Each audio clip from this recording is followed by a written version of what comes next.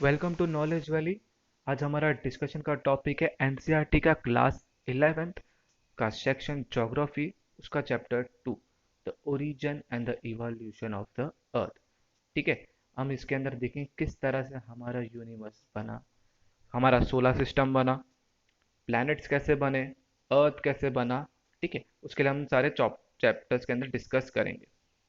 इसके लिए दो थियरीज दिए गए थे, एक अर्ली थियरी और एक मॉडर्न थियरी। अर्ली थियरी में सबसे प्रोमिनेंट कौन थे? Immanuel Kant. ठीक है, इन्होंने बताया था किस तरह से यूनिवर्स बना रहेगा, प्लैनेट्स कैसे बने रहेंगे, यूनिवर्स कैसे बना है। तो सबसे सबसे ज़्यादा सबसे पहले किसने दिया था? इमैनुअल कांत ने दिया था। फिर उसको रिवाइज किसने किया? लैपेज ने रिवाइज किया 1796 में। ठीक है, उसको क्या बोला गया था? निबुला हाइपोथेसिस। अभी निबुला हाइपोथेसिस क्या है? निबुला क्या है? एक टाइप ऑफ क्लाउड है जो सन के आसपास रोटेट कर रहा था, यंग सन था, उसके आसपास रोटेट कर रहा था। उसकी वजह से ये सारे प्लैनेट्स बनने स्टार्ट हुए। फिर 1900 में कैम्बल या मोल्टन ने कंसीडर किया एक वेंडरिंग स्टार था जो सन के पास आया और सन से कोलाइड हुआ और फिर सीधा स्ट्रेट लाइक स्ट्रक्चर बाहर निकला। और वो सिगा स्टेबलाइज स्ट्रक्चर सन के आसपास रोटेट होने लगा और कंडेंस होने लगा और प्लैनेट्स बनने स्टार्ट हो गए। ठीक है, कंडेंस होने लगा और प्लैनेट्स बनने स्टार्ट हो गए। कंडेंसन का मतलब ये बात याद रखना, जैसे हमने इवापोरेशन देखा था, वाटर वेपर जब ऊपर जाता है, कंडेंस मतलब ठंडा होते जाता है और सॉलिड या लिक्विड स्ट्रक्चर में कन्वर्ट होने लगता है। तो इतना याद रखना, वाटर कंडेंसेशन का मतलब क्या? गैसियस स्टेट टू सॉलिड या फिर लिक्विड स्ट्रक्चर में कन्वर्ट, ट्रांसफर होना। फिर आगे जाते हैं, sir James Jeans and later sir Harold Jeffrey supported this theory. कौन सा थियरी था सपोर्ट ने किया था? जो चैम्बरलिन और मॉल्टन ने दिया था उसको। Later did argument considered the a comparison of having a coexistence the argument also binary theory। तो बहुत सारे थियरीज आने लगे, बहुत सारे हाइपोथेसिस आने लगे कि सन के पास कोई क्लाउड जैसा स्ट्रक्चर था और वो आसपास रोटेट कर रहा था, उसको बाइनरी थियरी बोला गया। इन 1950 Otto Spidich in Russia and Carl Weizsäcker in German somewhat revised the nebula hypothesis। हमने nebula hypothesis दिया था, लैपेज़ ने दिया था, जो मैथमेटिशियन थे। तो उसको रिवाइज किसने किया? ये दो साइंटिस्ट ने जो रशिया से थे और जर्मनी से थे। उन्होंने बोला, थोड़ा डिफरेंस डिटेल के साथ उन्होंने रिवाइज किया। तो उन्होंने बोला कि sun was surrounded by solar nebula consisting of mostly of hydrogen and helium. इन्होंने बोला कि सन के पास आसपास जो क्लाउड था, नेबुला, उसके अंदर क्या था? हाइड्रोजन और हीलियम था। ठीक है, along with some dust particles, उसमें कुछ डस्ट पार्टिकल्स भी थे। The friction and collision of particles led to the formation of disk-shaped cloud and the planets were formed through the process of accretion। accretion याद रखना कैसे बना, ये उसका प्रोसेस को बोलते हैं accretion। डिस्क स्ट्रक्चर बना, क्या होगा? हाइड्रोजन हीलियम में रिएक्शन होने लगे, तो डस्ट पार्टिकल्स थे उसके अंदर, ये लोग रिएक्शन होने लगे थे आपस में, उसकी वजह से प्लैनेट्स बनना स्टार्ट हुए और इस प्रोसेस क्या बोला गया? एक्रीशन। ठीक। तो चलिए आगे बढ़ते हैं, अब देखते हैं मॉडर्न थियरी से। अब तक जो भी देखा था वो अर्ली थियरीज था ओरिजिन ऑफ द अर्थ के लिए। आप देखते हैं modern theory, origin of the universe. ठीक है, यहाँ पे बिग बैंग थियरी के बारे में बताया गया है। Big bang theory most relevant है और आज भी साइंटिस्ट उसको हम मानते हैं। उसको और एक नाम है एक्सपांडिंग यूनिवर्स हाइपोथेसिस। ठीक है, इसको दिया किसने था?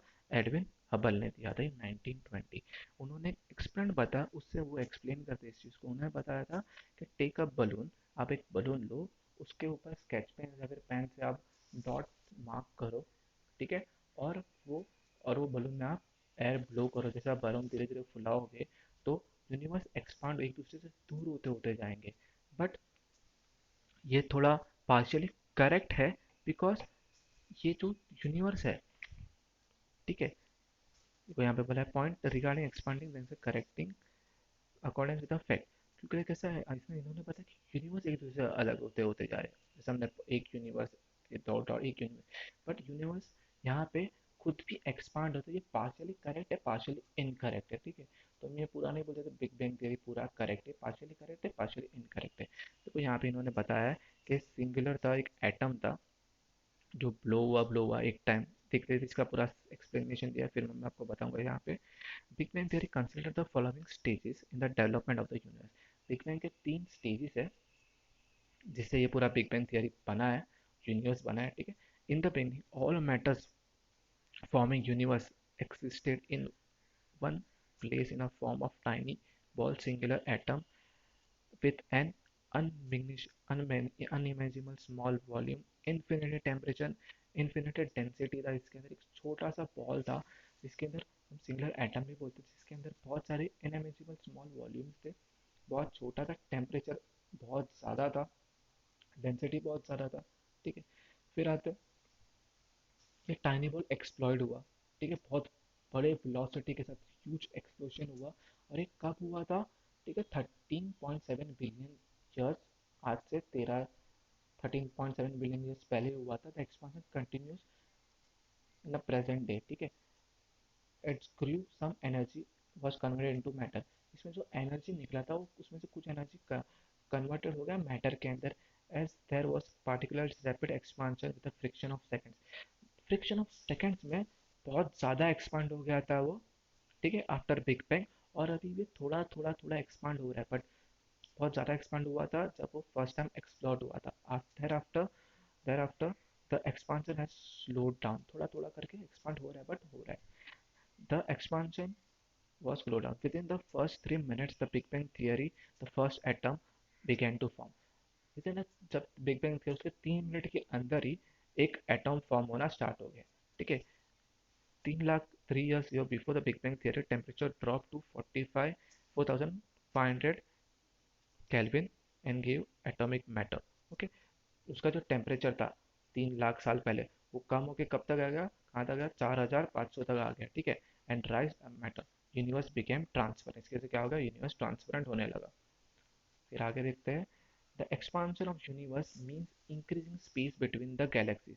The alternative of this was Hoyle's concept of steady state. Expansion से क्या हुआ, यूनिवर्स एक दूसरे से अलग होने लगे, बट होले क्या बोलते हैं, कॉन्सिडर स्टेडी स्टेट का। It considered a universe to be roughly at a some same at a some point of time।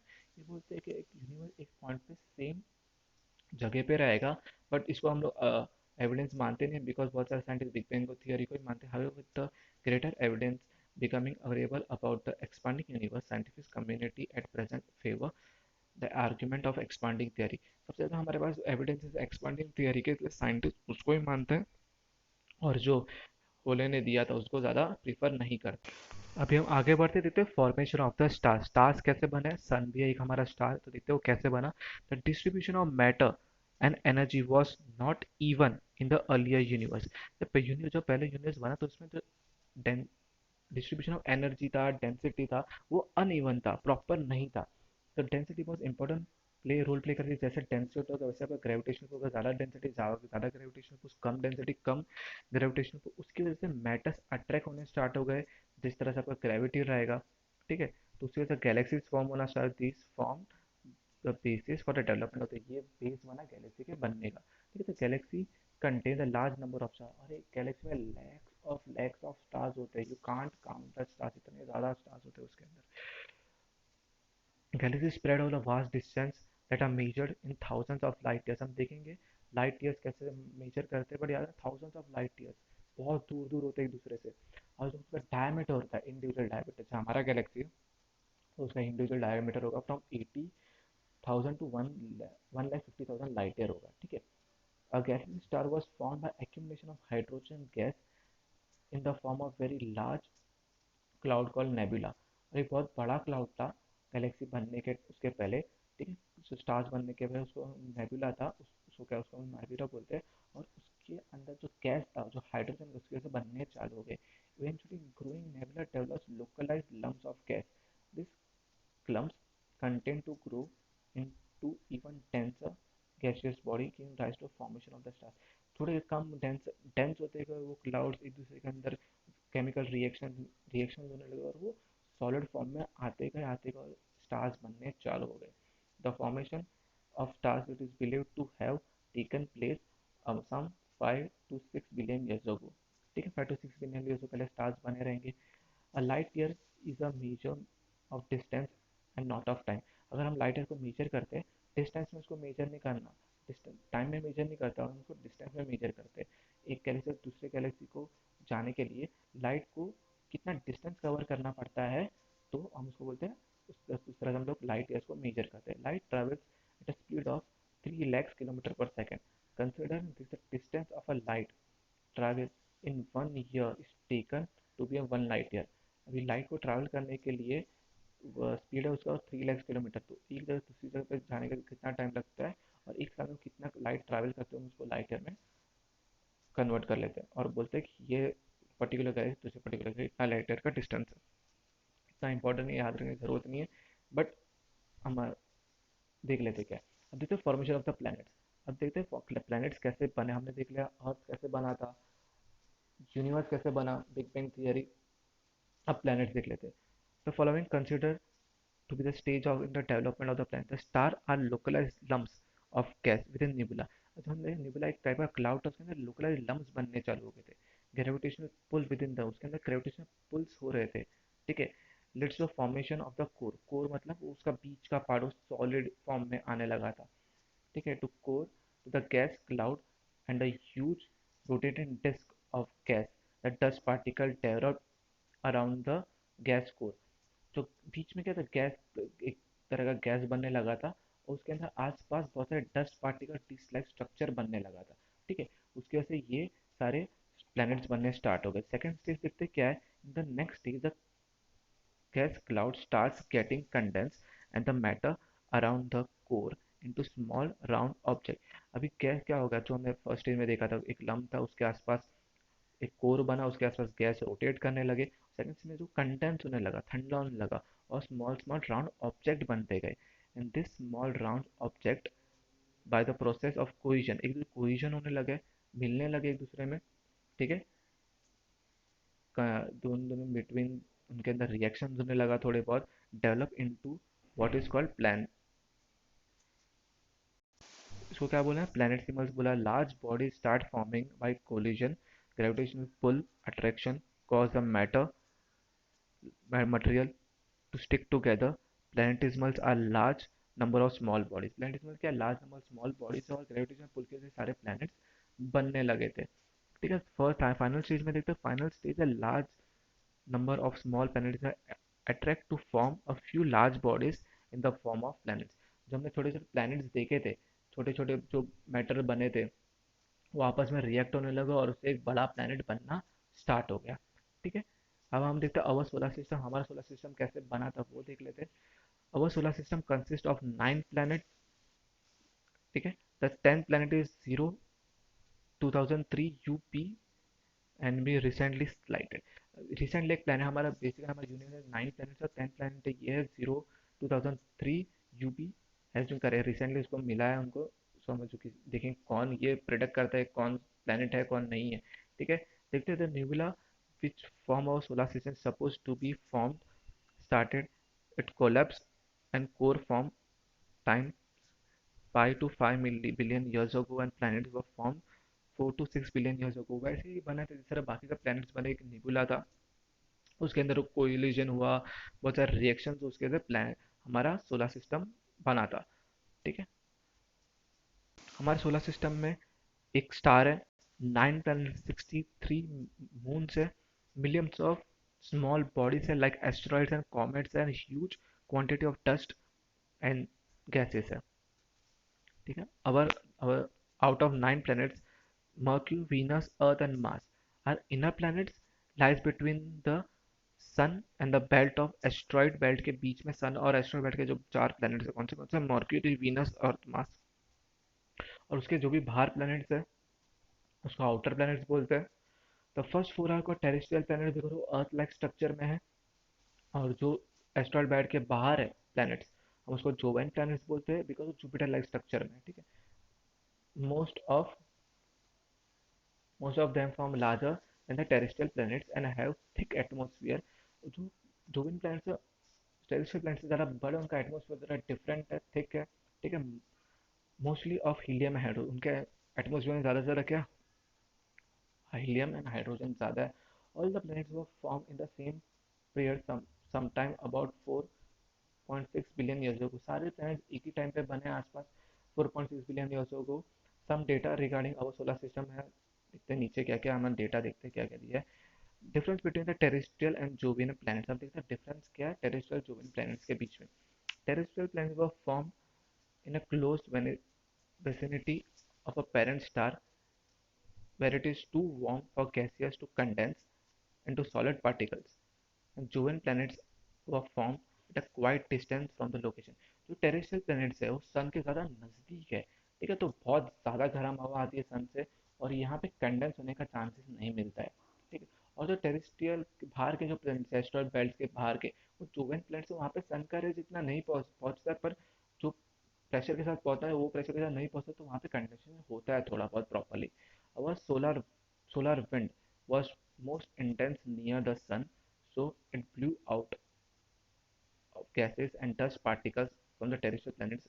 The solar winds were not at all that intense to cause similar removal of gas from the Jovian planets.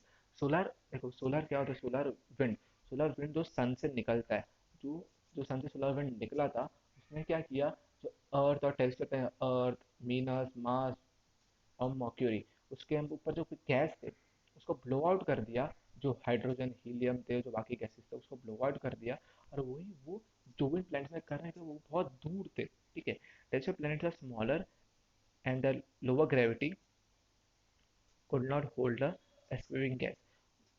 अभी जो छोटे planets है उनका holding power इतना था नहीं gravity का, तो जो गैस निकल गया उसको वो लोग रोक नहीं पाए। जो सोलर विंड से गैस निकला था उसको लोग रोक नहीं पाए, सारे गैसेस निकल गया। और वही चीज़ जोविन प्लैनेट का उनका ग्रेविटेशनल पुल ज़्यादा था तो वो लोग गैस को होल्ड कर सके, ठीक है। अब देखते हैं हमारा मून, मून के बारे में पढ़ते हैं।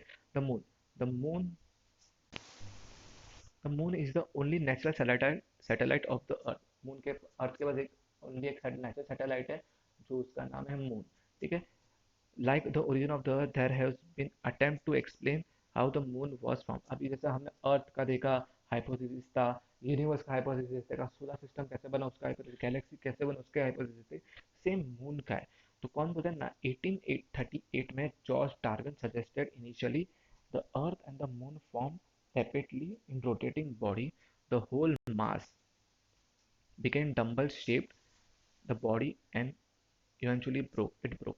अभी देखो, जॉर्ज एडविन क्या बोलते हैं, डार्विन क्या बोलते हैं कि अर्थ और एक moon dumbbell shape like structure में थे और रोटेट कर रहे थे, और रोटेट करते इवेंचुअली अपने आप ब्रोक हो गए और सन, अर्थ और मून अलग हो गए, ठीक है।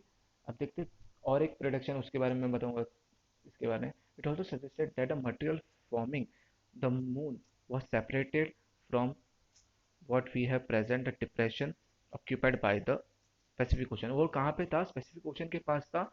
और वहाँ पे जब वो अलग हुआ एक डिप्रेशन क्रिएट हुआ, वहाँ पे पैसिफिक ओशन क्रिएट हो गया, ठीक है। बट ये थियरी इतना बोल नहीं सकते कि रियल है, रियल हाइपोथेसिस है, बट इतना हम ये नहीं बोल सकते कि इतना ये थोड़ा वेग लगता है, ठीक है। However present scientist do not accept either the explanation. It is now generally believe that the formation of the moon, इतना लोग इसको, इस थियरी को इतना प्रेफर नहीं करते, बिकॉज ये थोड़ा ऐसा लग रहा है कि है, इतना है नहीं, ठीक है। आगे देखते हैं सैटेलाइट ऑफ द मून। अभी यहाँ पे देखो एक एस्ट्रॉयड आया था, ठीक है, जो मून से अर्थ के सेम लाइक स्ट्रक्चर में ही था, जो मून से और स्प्लेट हुआ और वो अर्थ से कुछ पार्टिकल्स कुछ लेके गया बाहर उस प्लेट के साथ, और उससे हमारा मून बना, ठीक है। तो यहाँ पे देखा, however the present scientist do not accept either the explanation. It is now it is now generally believed that the formation of Moon as a satellite of the Earth, it is the outcome of giant impact, or what is described as giant splat. A body size of one of the three times of the Mars collide into Earth sometime shortly after Earth was formed. देखो यहाँ पे ना, मैं वही बोला ना आपको जो मैं पहले बता रहा था। यहाँ पे ये बोल रहा है कि इसको क्या बोलते हैं, बिग स्प्लेट और अ जायंट इम्पैक्ट। मार्स से 3 गुना बड़ा अर्थ से टकराया था जब बना था, तो वो कुछ पार्ट्स बाहर लेके गया, ठीक है। और उससे बना हमारा मून, और जो पार्ट्स लेके गया था वहाँ पे आज हमारा स्पेसिफिक ओशन है। This ocean blasted material then continued to orbit earth, eventually form the present moon 4.44 billion years पहले ये हमारा मून बना था, ठीक है। अब देखते हैं evolution of the earth. Do you know that eventually Earth initially was barren, rocky, hot object with a tiny, thin atmosphere of hydrogen and helium? जो सारे प्लैनेट्स के अंदर हाइड्रोजन हीलियम होते ही है, तो वैसे हमारा अर्थ था, बैरन था, एटमोसफियर उसमें क्या हाइड्रोजन हाइड्रोजन और हीलियम था, ठीक है, और ज़्यादा कुछ था नहीं इसके पास अर्थ पे, ठीक है। तो फिर आगे देखते हैं, this is far from present day of the अर्थ, ये बहुत दूर है प्रेजेंट डे ऑफ द अर्थ, हमारा प्रेजेंट है नाइट्रोजन है, ऑक्सीजन है, कार्बन डाइऑक्साइड, बाकी सब गैसेस भी है, हीलियम है, hence there must be some events process which may cause these changes from rocky barren and hot and beautiful planet with a amount with a ample amount, ठीक है। तो जो हमारा आज हमारा प्लेनेट है कितना ब्यूटीफुल है, और पहले वैसा नहीं था, बहुत सारे चेंजेस हुए हैं उसके अंदर, ठीक है। ample amount of water and condensive atmosphere favoring the existing of the life, जैसे हमारे ample amount है, अच्छा environment है, water तो life exist कर सकता है। In the following section you will find out of how the period between 4,600 billion million year and present to 4,600 million years पहले जो था और अभी कितना डिफरेंस हम देख सकते हैं, let to the evolution of life on the surface of the planet, इसकी वजह से जो चेंजेस हुए एटमोसफियर में, उसकी वजह से प्लैनेट्स पे लाइफ आना चालू हो गया अर्थ पे।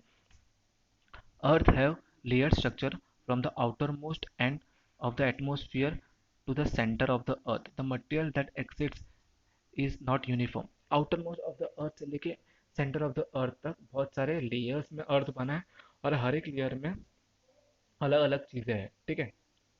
यूनिफॉर्म नहीं है, atmosphere matter has the least density, बहुत कम डेंसिटी है, from the surface to the deepest the earth interior have different zones and each of these contain materials of different character, हम देखेंगे इसको नेक्स्ट चैप्टर में, ठीक है। इंटीरियर ऑफ द अर्थ के अंदर क्या क्या है, अर्थ के अंदर हर एक जोन में अलग अलग चीज़ें में मिलती है, ठीक है। कैटल अब देखते हैं development of the lithosphere, the earth have mostly in a volatile वाटरलाइट state during the primordial stage, जब अर्थ बना प्री मोरडाइल में बहुत वायलेट था, चेंजेस हो रहे थे due to gradual increase in density, density increase हो रहा था, the temperature inside has increase, अंदर का टेम्परेचर भी इंक्रीज होता है, as a result the material inside, जो अर्थ के अंदर material inside set started getting separated depending on the density, उनके डेंसिटी का वो लोग सेपरेट होने लगे, this allowed heavier material like iron to sink downwards the center of the earth and lighter ones move toward the surface, जो heavy metals थे जिससे हमारा कोर बना है, ठीक है, तो वो सेंटर के अंदर मूव, आयन है और सब हैवी जो मेटल्स नीचे जाने, जो लाइटर मेटल्स जो ऊपर आने लगे लिथोस्फीयर के पास ऊपर, okay, with passes to a time it cooled and solid and condensed into a smaller size, जैसे टाइम पास होते गए ये कूल होते गए, ठंडे होते गए, स्मॉलर साइज में एक जगह पे रुक गए, ठीक है। This later leads to the development of the outer surface in the form of crust, जो हमारा जिस पे हम अभी खड़े हैं इट्स कॉल्ड अ क्रस्ट, ठीक है। तो वो फॉर्म होना स्टार्ट हो गया during the formation of the moon due the giant impact, the earth was further heated, फिर से अर्थ गर्म हो गया था, it is through the process of differentiation that the earth forming material got separated into the different layer, तो big giant splat उसके अर्थ के interior में बहुत सारे चेंजेस हुए, जो मटेरियल ऊपर थे वो नीचे चले गए, ऊपर वाले नीचे वाले ऊपर आ गए, तो इसके वजह से अर्थ फिर से गर्म हो गया, ठीक है। इसके वजह से चेंजेस हुए थे starting from the surface to the central part which we have layer like crust mantle core outer core inner core, from the crust to the core the density of material increase, we shall discuss, अभी बाद में next chapter में देखेंगे। तो क्या हो गया था, crust mantle upper mantle lower mental outer core उनके ना बहुत सारे चेंजेस हो गए बिकॉज वो स्प्लैट हुआ था उसकी वजह से, ठीक है। अभी तक हम लोगों ने क्या क्या देखा, हमने देखा origin of the earth, origin of the universe, solar system, moon कैसे बना, evolution of the earth, evolution of the lithosphere. अब देखते हैं हमारा evolution atmosphere and the hydrosphere, atmosphere hydrosphere में रिलेटेड टू वाटर, एटमोसफियर में रिलेटेड टू बाकी जो हमारा गैसियस स्टेजेस है वो। At the present composition of the atmosphere is chiefly contributed by nitrogen oxygen, हमारे एटमोसफियर सबसे ज़्यादा क्या है, नाइट्रोजन और ऑक्सीजन, 71% के आसपास नाइट्रोजन और 28% के आसपास ऑक्सीजन है, ठीक है, 24-28% के आसपास। इसको पूरा डिटेल में देखेंगे चैप्टर 8 में। There are three stages of the in the evolution of the present atmosphere, 3 stage में हमारा इवोल्यूशन हुआ था। द फर्स्ट स्टेज था, the first stage is marked the low loss of predominant atmosphere. जो predominant atmosphere था हमारा hydrogen, उसको उसका वो जब चला गया उसको मतलब predominant atmosphere. Second stage hot interior of the earth contribute evolution of the atmosphere. जो अर्थ के अंदर हॉटनेस था उसकी वजह से हमारा सेकंड स्टेज था, उसकी वजह से हमारा एटमॉस्फेयर बना। फाइनल स्टेज में क्या हुआ, atmosphere was modified by living world through process of photosynthesis. Third stage में क्या हुआ, फोटोसिंथेसिस के थ्रू लिविंग ऑर्गेनिज्म बनना स्टार्ट हो गया अर्थ पे और लाइफ आना स्टार्ट हो गया। ठीक है, the early atmosphere with hydrogen and helium is supposed to have been stripped out of the result of solar wind. हमने देखा था कि हाइड्रोजन और हीलियम जो सोलर विंड आया था सन के थ्रू उसे वाइप्ड आउट हो गया था।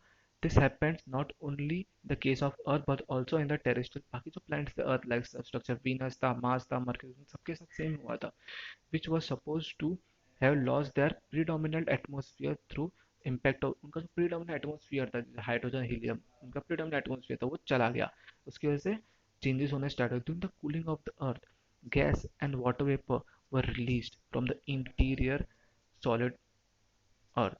गैस और वाटर वेपर रिलीज होना स्टार्ट हो गया interior of the earth. This started the evolution of present of atmosphere. इसके साथ जो प्रेजेंट एटमोस्फेयर वो बनना स्टार्ट हो गया।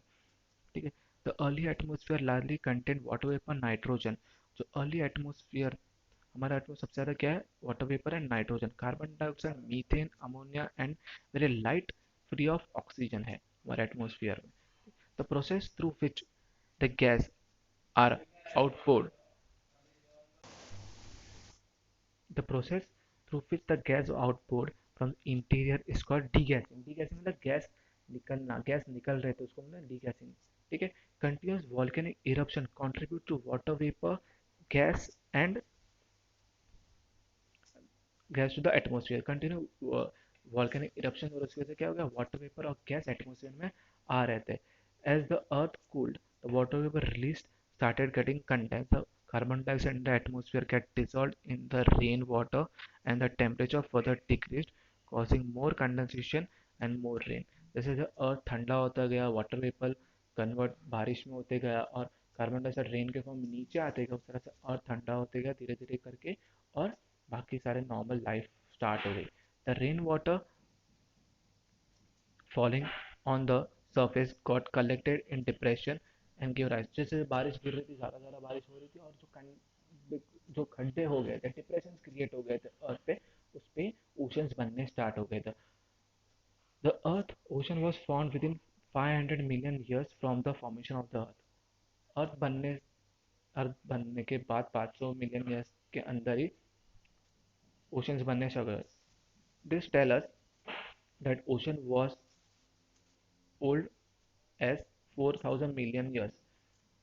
बहुत पुराना है ocean, sometimes around 3800 million years ago. तो हम बोल सकते हैं कि ओशन भी बहुत पुराने, 4000 करोड़ साल पहले, 4000 मिलियन ईयर्स पहले, 4 मिलियन ईयर्स पहले लाइफ भी ओशन से। और लाइफ कब आई, इस around 2000 to 500 million years before present, before the photosynthesis got evolved, life was confined the ocean for a longer time। सबसे पहले लाइफ आई थी ओशन में with the help of photosynthesis. ठीक है, इतना याद रखना। The ocean began to a contribution of through the process, one second ना, through the process of photosynthesis life, life oxygen के फोटोसिंथेसिस के वजह ऑक्सीजन बने और फिर इसकी वजह से क्या हुआ, लाइफ आना स्टार्ट हो गई। Eventually ocean was saturated with oxygen and 200 million years ago oxygen began to flood the atmosphere. ठीक है, ऑक्सीजन ज़्यादा हो गया एटमॉस्फेयर के अंदर।